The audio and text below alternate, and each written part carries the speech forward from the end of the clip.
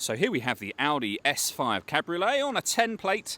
I'm going to start off by showing you around the outside of the car, and then we'll hop in and run through some controls on the inside. From the outside, of course, you can see it's a two-door convertible with alloy wheels.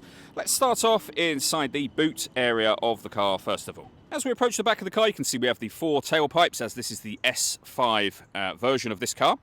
We've also got our reversing sensors, and considering it's convertible, a decent amount of boot space in there as well. Okay, so we're just going to work our way back around to the front of the car, and then we'll hop in and run through some controls on the inside of it from there. But now that we've done a full circle, you can see it's in lovely condition the whole way round. Just briefly before we climb in, I think it's well worth seeing the interior from this exterior point of view. There's plenty to run through on the dashboard, so let's hop in and we'll do that right now. Okay, now that we're inside the car, we're going to start with the dials. Over on the left-hand side, we have the coolant temperature gauge, the rev counter, on that left as well. In the center, we can see you have a digital readout for the speedometer. You can also see the total miles for this car displayed there. They are 72,752.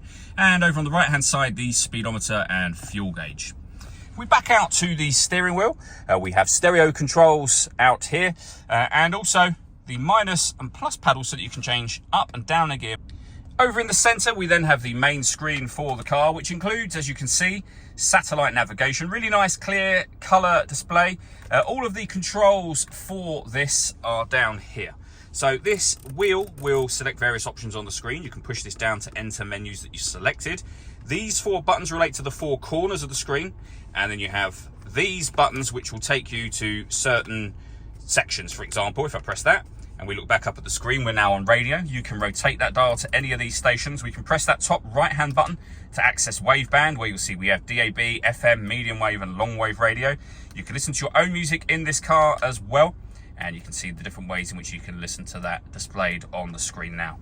Working our way down is the CD player just here. SD memory card slots in there as well.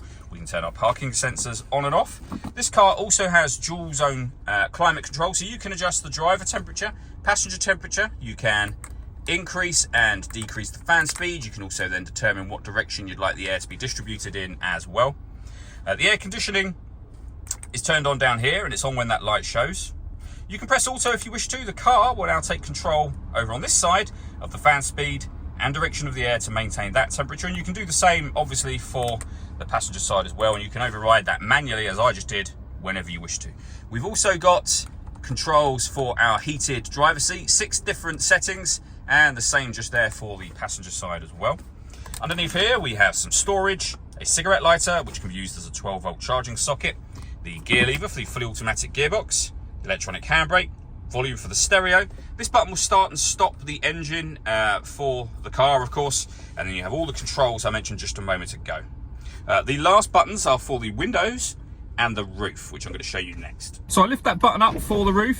The first thing that happens is the windows will go down.